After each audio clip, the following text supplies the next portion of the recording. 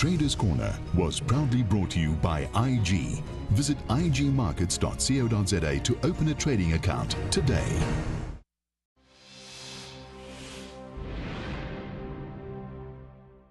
Welcome back. You're watching Traders Corner, and as always, I'm joined by Garth McKenzie, founder and editor of Traders Corner. Garth, welcome. Hi, Julieta. Garth, this week the trade that you're going to put on is a short, and it's very interesting to see how a lot of the chatter out there is concerned about how our market seems to defy gravity and just keeps on running. So tell us about your view of the general market at the moment. Yes, well, I am putting a short on the top 40 this week, and I know we did one of these a couple of weeks back, and we ended up getting stopped out of that trade, and we took a small loss on it. But each week that I've come in over the last couple of weeks, I've shown the chart of the top 40, I've shown where the resistance is, I've shown what we need to watch out for and so on. So let's have another look at it again now with a slightly updated view. The chart of the top 40 index is up on the screen at the moment. Now, what I've been highlighting for the last couple of weeks is that there's this area of overhead resistance that joins all the tops through 2013. And you can see that that came in at around about 39,000 on the top 40. And we did bump up against that 39,000 area last week. And what I said on the show the prior week was that what we needed to watch for was this channel that the market's been trading up within over the last 2.5 months or so. And I said that if we start to break down through the bottom of that channel, then that possibly will signal the start of a slightly more meaningful correction for our market. And that is what's happened now. We have seen the market breaking below. As you can see there, it's broken down below the bottom of that channel. Now, what I would suspect from here is that there's potential for us to come down to around about the 50-day moving average here, which sits at about 36,700 on our market. So that's around about, give or take, 2,000 points below where the market is currently trading at the moment. And what I see potentially happening here, I mean, obviously we had a strong day on our market yesterday, and today the market's up again. But what sometimes does happen is you can have a retest of the underside of the prior trend line before before the market falls away after that.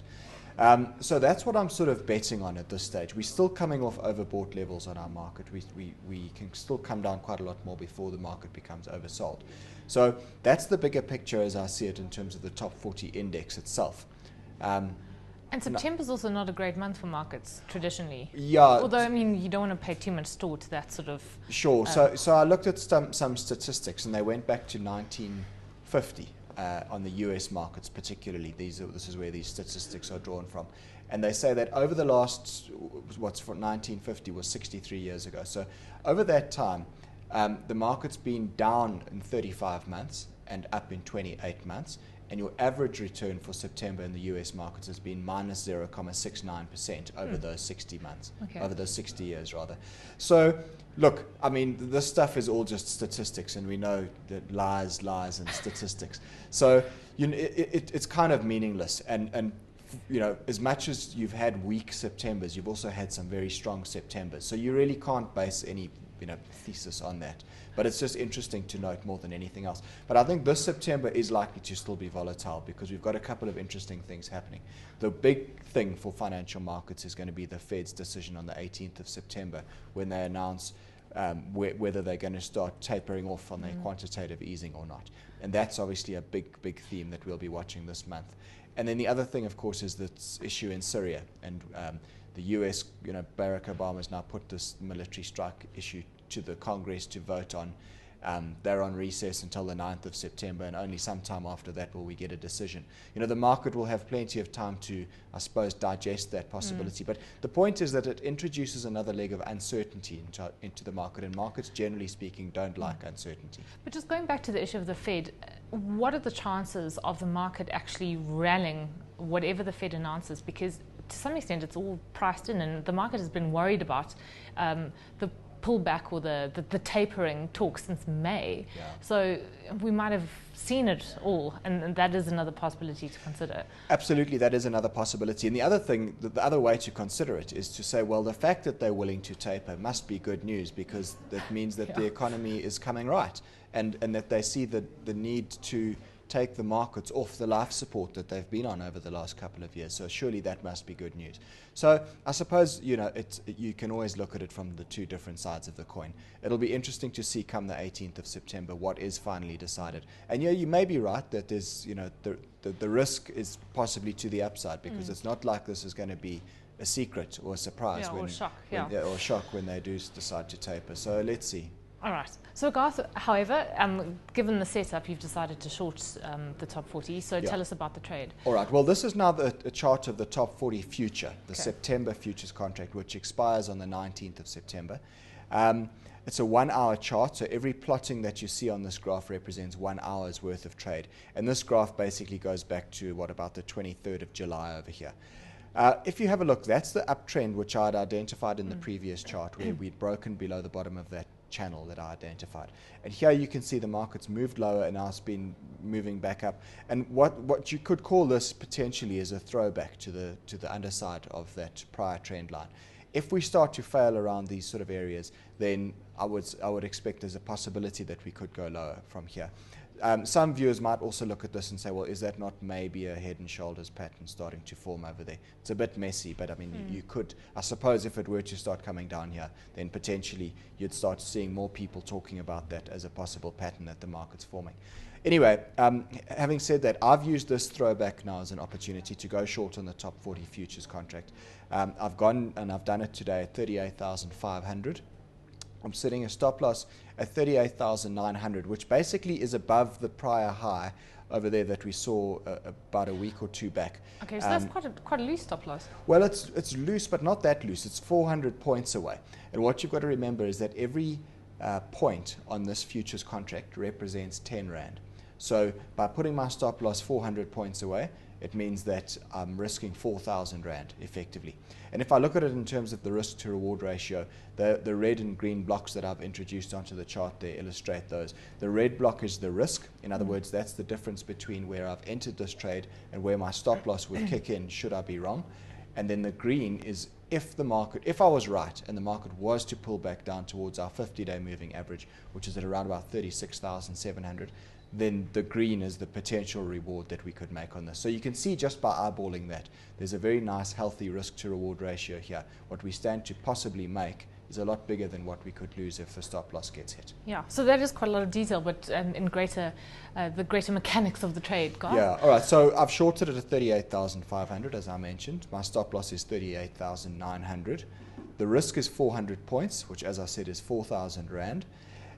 Remember, we've got 344,000 Rand worth of trading capital here. So 4,000 Rand out of that trading capital is only 1.16% of our capital. So it's not a huge amount of our capital that I'm placing at risk on this trade.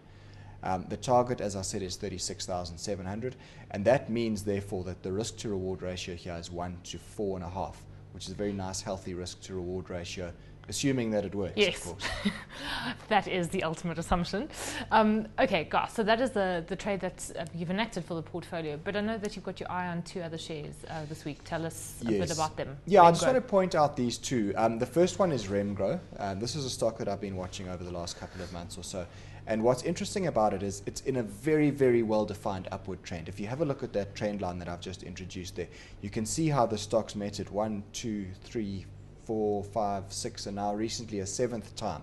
So this, the more times a stock pulls back to a trend line and holds that trend, the more significant that trend becomes. We've bounced up off the trend line. It's at 180 Rand where that uptrend support comes in. So what we now need to keep an eye out for is the overhead resistance area. And you can see that over the last 3 or 4 months, really, the stock's actually been trading into a triangle type of structure here. And there's a well-defined downtrend as well, which has capped any attempt at a rally for the stock. And that's what I view as a very nice, healthy consolidation that we've seen there over the last couple of months. The overhead resistance there is at about 189, 190 Rand, that sort of area. I think if the stock was to start to push out through that resistance, that would be pretty bullish, and you could probably buy that breakout and look for it to go back and retest the prior highs, which are about 205 Rand. Okay, I was going to say, because Remgro is not exactly, it doesn't strike one as a sort of a a fantastic share to trade. It's not a real, it doesn't swing wildly around. But it doesn't swing wildly around, and I suppose that's interesting in one sense. It's not very volatile, and in fact, I sat in a very interesting meeting at the JSE recently on the Financial Derivatives Advisory Committee, and they said that the volatility of Remgro is lower than the volatility of the top 40. And therefore, the margin requirements on all futures products relating to Remgro have historically been lower than the top 40. Now they're going to adjust that back up to get it to the level of the top 40. So, I mean, that's an aside, but it talks to the point that you make, that the volatility on this stock is actually very, very low. But I must say, I've traded it successfully many times in the past, always on the long side. It's one of these shares that I don't think you should short. Yeah, I think Frans de Klerk says, don't bet against the Ruperts. Yeah, don't bet against the Ruperts, and don't bet against Remgro. So, it certainly looks to me like it's getting towards a very interesting level now to consider buying it. Okay. The other one is Netcare, Garth, and that was a stock that sort of foxed us this year on the portfolio, because you had a view. You traded out of it, well, you were stopped out, and then of course it went on to rally, so very frustrating. So you've got your eye back on this one. Yeah, I'm keeping another eye on it again. So what we've got here again is a nice steady upward trend that's been in place for the whole of this year and last year and before that even. The uptrend came in at around about 22 Rand 60. Now that support level was tested last week, and that support has held so far. So that in itself is a good sign, and we've seen the stock reversing up off that level. Now there's also an area of overhead resistance there, which joins the recent highs at about 24 Rand 60. Now if you have a look at that, you can see that what this is making here is what we call an ascending triangle structure. It's basically where you've got a series of rising bottoms and a couple of flat tops at the top there. And typically speaking, these are continuation patterns that you would expect to break to the top side in the direction of the prevailing trend. Now I'm watching it because I think there's a possibility now to buy it in this area around about 23 Rand thereabouts, where it's trading at the moment, for an initial move up to 24 Rand 60. But if it was to break out through 24.60, that would actually be very bullish, and it would open a target of probably around about 27 or 28 Rand a share. So I think this is another one that's quite interesting to keep an eye on. You can also see, looking at the stochastic oscillator on the top of the page there, it's quite oversold at the moment. So I think you can get a fairly decent risk to reward ratio by buying the stock at the current area, and then you set your stop loss just below the recent lows, say below 22.40 or thereabouts. I would have also said, just off the top of my head, that Netcare also wasn't a particularly exciting stock to trade, and yet look at what happened in May when it jumped up. Well, I mean, May to June was a massive month for this share. There are times where Netcare can really test your patience, and it can be very boring. But yes, I mean, there are also times where it can make nice, powerful moves. So I think if you're good at timing your entry on this stock, there definitely is money to be made on it. But you also do sometimes need to be patient with it. Okay. All right, so those two shares to watch. You've got the shorts in play.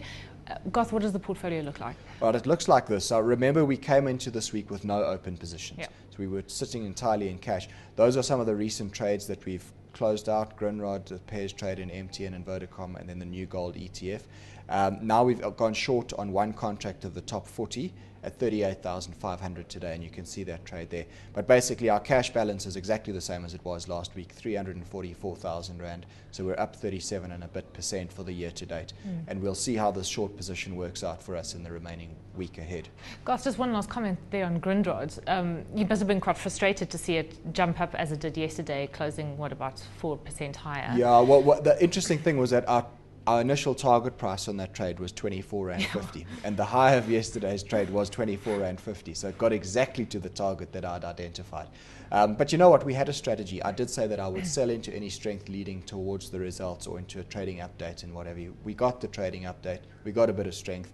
I sold out in sticking with the strategy. So it's always easy in hindsight to look back and say we should have done this or that, but you've got to make it the right decision, or what appears to be the right decision, on the day every time. We made decent money on that trade. Yes, it would have been nice to have made some more, but I'm also not going to cry about the fact that we made a good profit. We could have made a bit more. Yeah, such is life. Garth, so just to end off with, upcoming courses, one this week. Yes, so there's an Understanding CFDs course that I'm running this Thursday evening. It's a 2-hour evening course. If anybody wants to attend that, you can still get a seat on that course. And then my high probability trading courses, the 4th of October, that's a Friday in Johannesburg, and then the 12th of October, which is a Saturday down in Cape Town. If anybody's interested in attending any of these courses, they're welcome to email me, garth@traderscorner.co.za, and then I'll send you the details. Okay. And just a last reminder, you can actually sign up for a free trial of your website. Yeah, you can. You know, if you want to get an insight into the sort of analysis that I do, and a lot of the stuff that we discuss on this show, but get a bit of a preview of it in a sense, you can go to traderscorner.co.za. I have offered a free 7-day trial, which viewers can sign up to as well. Okay, Garth, great. We have to leave it there. Thanks as always for joining us. That's Garth McKenzie, founder and editor of Traders Corner.